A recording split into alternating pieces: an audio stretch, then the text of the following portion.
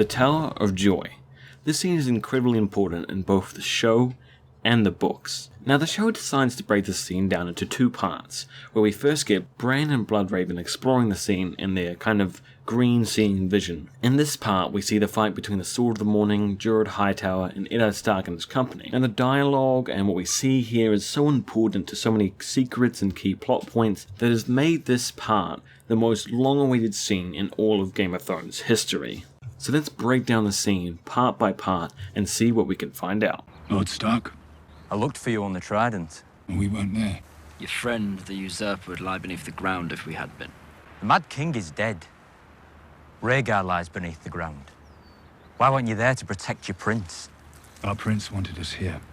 Now this is where we get our first really important part of dialogue. It's always been a very big mystery why the Kingsguard weren't actually helping out Rhaegar or defending Aerys, as even if Rhaegar did love Lyanna as a person, it seems a bit of a waste to have two Kingsguards sitting around some mountains in Dorne protecting her. That's why many people always thought that they weren't actually there to protect Lyanna, but the future heir to House Targaryen. Now Rhaegar has two other children at this point with Elia Martell, who both die in King's Landing when Tywin sacks it. So it seems really weird to have two Kingsguard protecting his future possible son, rather than the two live children he has that are both ahead in succession and in King's Landing with his father. Also, it's important to note that it was Rhaegar that told him to be here, and it was the prince part that all the orders really came from and why they're doing what they're doing. This part here is what makes me believe that Lyanna's child was the prince that was promised, and Rhaegar was making sure that not just to protect his own heir and his own son, but to fulfill a prophecy of a prince that was promised that would throw back the White Walkers. But we'll cover all this later on in more detail in the breakdown. Where's my sister? I wish you good fortune in the wars to come.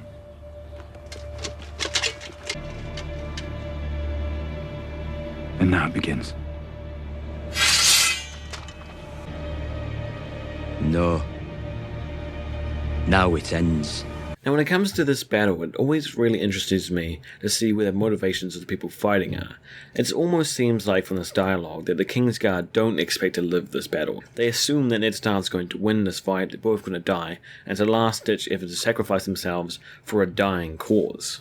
And Ned Stark's motivation is to protect his sister and get her back, so she's fine either way. So the only person that the Kingsguard are protecting is Rhaegar's son, who Ned Stark ends up taking in as his own bastard, protecting from Robert and caring for him. So they could have actually probably avoided this entire fight and all the deaths around it if they had just talked for a bit, which is quite sad, especially since, as Ned Stark pointed out, the war was coming to a close, and it's normally the time you surrender and try to organize some kind of peace or negotiation. But alas, they must fight.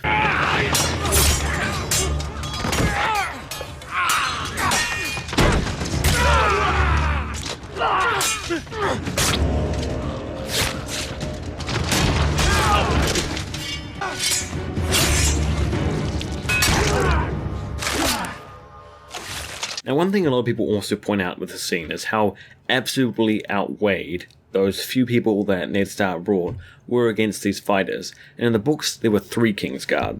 It really was quite strange how Ned Stark brought only a few men, most of them lords, and no other fighters to really retrieve his sister. You'd think he'd almost bring a whole host, or at least a good squadron of men, but they don't. The amount of men that Ned brings almost seems like a negotiating group, you know? Something they would use to negotiate terms with people, which is really strange. Now when this scene is presented to us in the books, it's a fever dream that Ned Stark has when he gets stabbed by one of the Lannister guards when he was fighting Jaime Lannister in King's Landing. So many of the details are very fuzzy, the people around him are the grey wraiths, he doesn't even know what they look like, apart from Howland Reed, and it makes it really strange aura around it, and it makes us really confused of what actually happens, the flow of events, and all that kind of stuff. So many people believe there was so much more that happened here, though the show represents it more as a version straightforward that Bloodraven and Bran are seeing, so nothing can be really skipped over. This is the main reason why maybe people still believe that the books will have a different person, a different ending to the story of the Tower of Joy than the show is presented. He's better than my father. Far better. My father beat him. Did he? I know he did. Heard the story 1,000 times. Now I really like how the show put this in here. It starts to give us an idea of how many secrets, lies and deceptions came out of this scenario and what actually happened there. Everything from how Sir Arthur Dane died, who was in the tower, what happened to Lyanna, is all shrouded in mystery.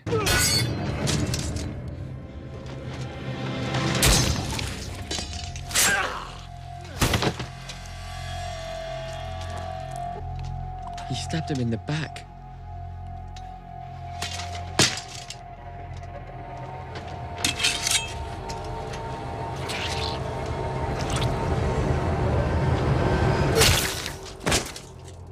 Now, we've always had a very big hint that the things that happened in Ned Stark's past with this Robert's Rebellion haunted him for his entire life, and it was always thought that it was him having that bastard with Jon Snow and stuff, but it seems more and more and more that this scene shows us that it's the atrocities he did, the killing of his friends, and the dishonor from lying to everyone, killing off people he idolized, that really impacted him the most. Now the scene also shows us how important Howland Reed is, and how much information he is privy to. Now the show doesn't try to hide this at all. They even had Bloodraven point him out so we know who he is, and he already holds one secret, so he'll probably have a lot more, and that's something Bran will probably discover later on. What's in the tower? That's enough for one day. We'll visit again another time. I want to see where he's going. Time to go. Father!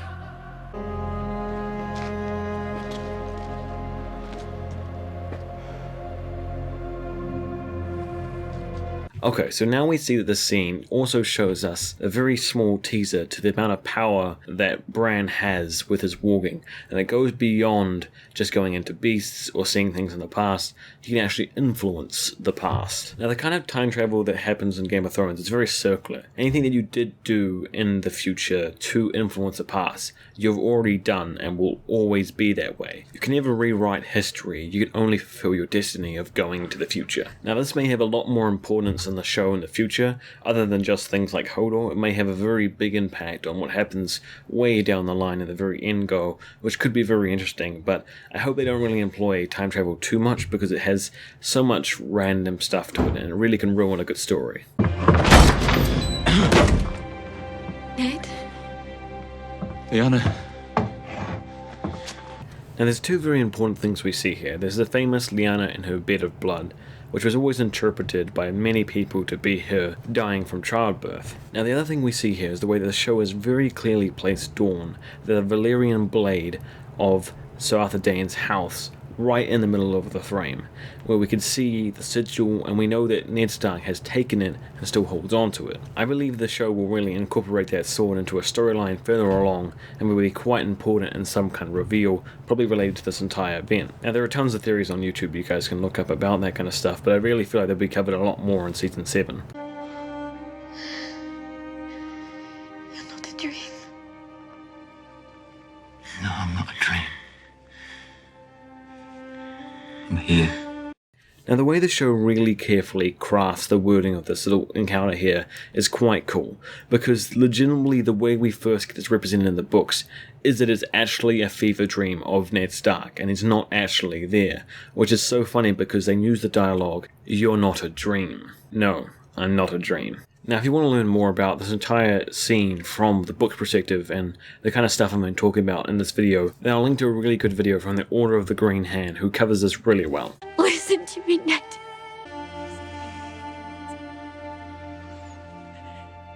If Robert finds out, you'll kill him. You know he will. You have to protect him. Promise me, Ned. Okay, so right here we see that Lyanna leans in, asks Ned the big promise that we've all been waiting for, to protect Jon Snow. Now, she says here, you know he will, which probably refers to Robert and how he'll kill Jon Snow if he finds out that he's a Targaryen. This has been such a central secret to the show for so long, and it's been something that Ned has hidden so deep in his character he won't tell anyone, including his dearly loved wife. It was the question that Dan and Dave, the producers of Game of Thrones, had to answer correctly just to be able to make the show in the first place. It has been the question associated with the biggest theory on Game of Thrones and the most heated topic debate ever, and shines a light on the history and importance of one of the most biggest characters in the show who was just crowned King of the North. And the show got the emotion, everything down-packed so well that the reveal to Bran was just as shocking and heartfelt as every viewer watching. Thanks for watching. This was an incredible video to make. If you want anything more like this, make sure to comment below, and I'll see you guys next time.